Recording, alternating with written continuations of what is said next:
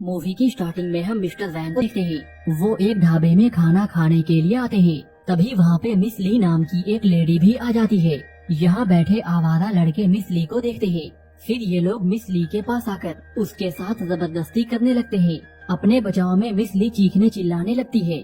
तभी mister Wang यहाँ पे आकर मिस ली की हेल्प करते हैं। वो सभी बदमाशों को मारकर मिस ली को लेकर यहाँ से भाग जाते हैं।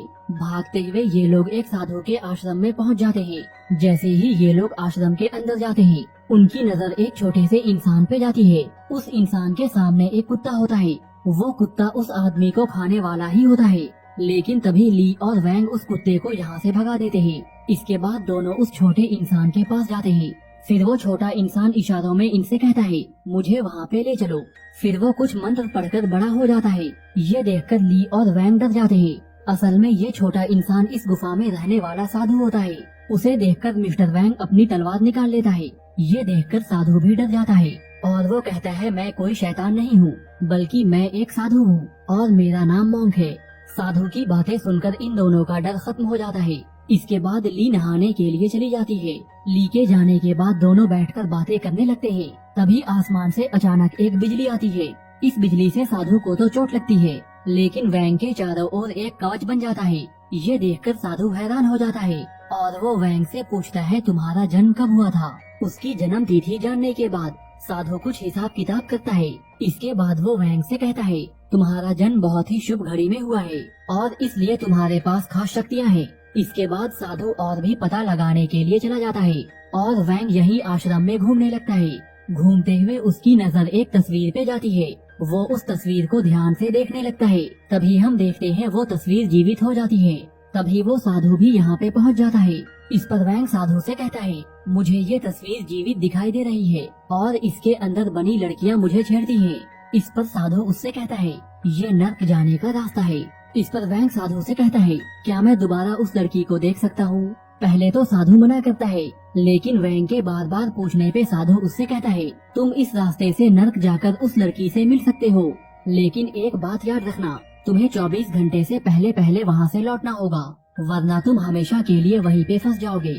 वैंग ने जब से उस तस्वीर वाली लड़की को देखा था, वो उसका दीवाना हो गया था और इसलिए वो वहाँ जाने के लिए तैयार हो जाता है। फिर वो साधु की मदद से दीवार के उस पार पहुँच जाता है। जैसे ही वो नर्क में पहुँचता है, उसकी मुलाकात वही पेंटिंग वाली लड़की से होती है। ये सारी लड़कियाँ काफी सुंदर होती है। वैंग उनमें से एक लड़की को लेकर कमरे में पहुँच जाता है। फिर वो उसके करीब आता है और इसके बाद दोनों जमकर घपाघप करते हैं, जबकि बाकी दोनों लड़कियाँ छुपकर उन दोनों को देख रही थी। उन दोनों का खेल देखकर ये दोनों भी गर्म हो जाती है और इसके बाद दोनों एक दूसरे की प्यास को शांत करती हैं। इसके बाद हम वैंग और उस लड़की को देखते हैं। वो लड़की वैंग को उसके नाम से बुलाती है। वैंग हैरान होकर उससे पूछता है, तुम्हें मेरा नाम कैसे पता? वो लड़की कहती है, मेरा नाम मीना है और मेरे पिता एक ज्योतिष थे।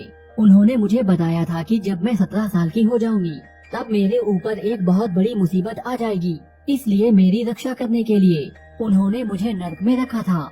साथ ही उन्होंने मुझे ये भी बताया था, धरती से वैंग नाम का एक आदमी यहाँ पे आएगा और यहाँ आकर वो मेरे साथ संभोग करेगा और इसके बाद वो मुझसे शादी भी कर लेगा, जिसके बाद मैं धरती में अपने परिवार के पास वापस जा सकती हूँ। क्योंकि वैंग पहले ही इसके प्यार में पागल हो चुका था, इसलिए वो इसके साथ शादी करने के लिए मान जाता है।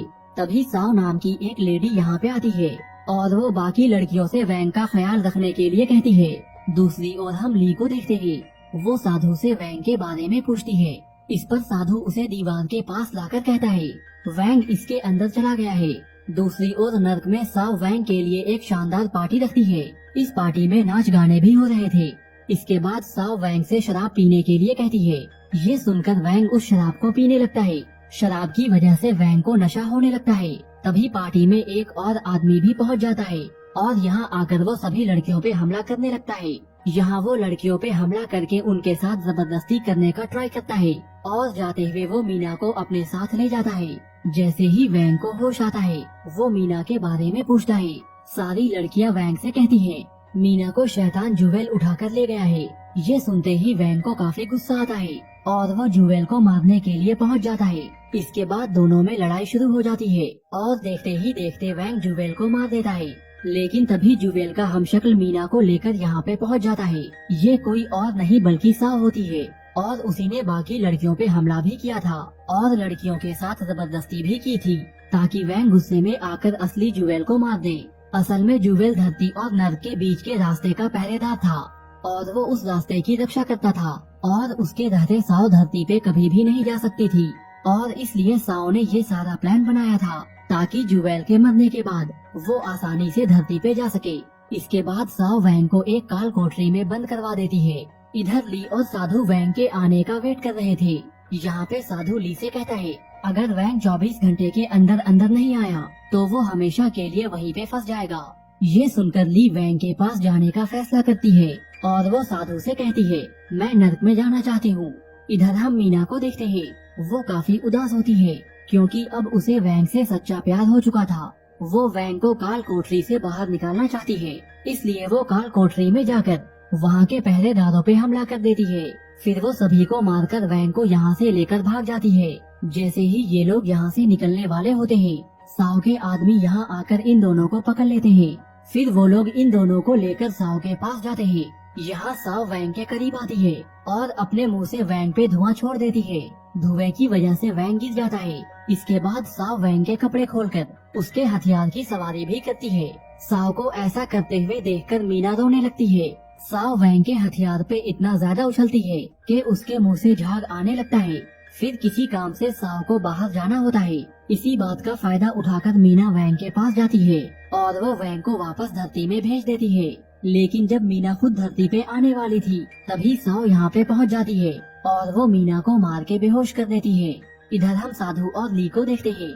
ये लोग कुछ बातें कर रहे थे, तभी वैंग दीवार से निकलकर इनके पास पहुँच जाता है। वैंग को घायल देखकर साधु समझ जाता है वैंग को जुवेल की तलवार ने चोट पहुँचाया है। यहाँ पे ली साधु से वैंग को ठीक करने का तरीका पूछती है।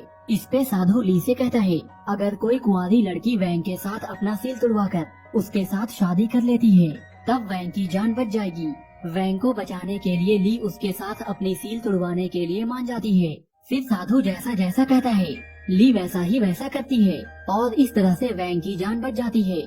फिर जब वैंग होश में आता है तो वो बस मीना का ही नाम ले रहा था। ये सुनकर ली को काफी बुरा लगता है और वो भागते हुए नर्क के द्वार तक पहुंच जाती है। तभी वहाँ से एक शैतानी हाथ बाहर आता है और वो ली को पकड़कर अंदर ले जाता है।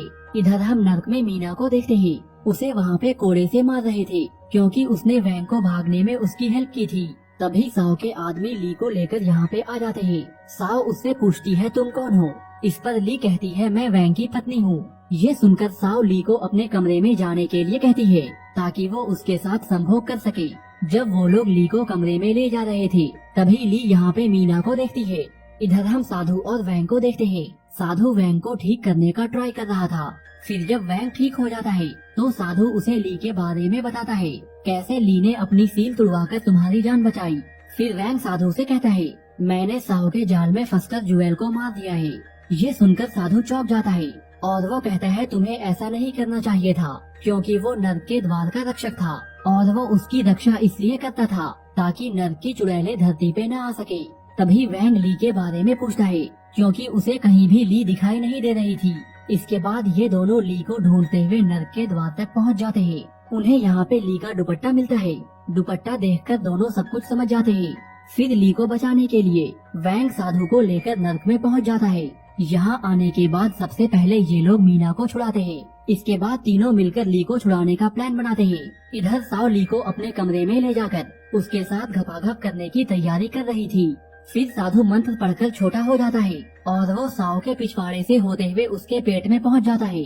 फिर साधु पेट के अंदर से साव पे वार करने लगता है जिससे साव के पेट में जोरों का दर्द होता है। तभी वैंग भी यहाँ पे आ जाता है और वो ली और मीना को लेकर यहाँ से निकल जाता है और पेट के दर्द की वजह से साव कुछ भी नहीं कर पाती है। इधर ये तीनों यहाँ से निकल रहे थे तभी साव के सिपाही यहाँ पे पहुँच जाते हैं। ये तीनों इन सिपाहियों से लड़ने लगते हैं। तभी साव भी यहाँ पे पहुँच जाती है।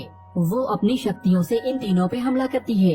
ये तीनों भी डटकर उसका मुकाबला करते हैं और आखिर में ये लोग साव को हरा देते हैं। फिर मौका मिलते ही साधु भी साव के पेट से निकल आता है। इस लड़ाई की वजह से ली काफी घायल हो गई थी और इसलिए यहीं पे उसकी मौत हो जाती है। इसके बाद साधु वैंग और मीना के पास आता है। वो इन दोनों से नर्क के द्वार की रक्षा करने के लिए कहता है। ये दोनों भी इस बात को मान लेते हैं और यही ये मूवी खत्म हो जाती है।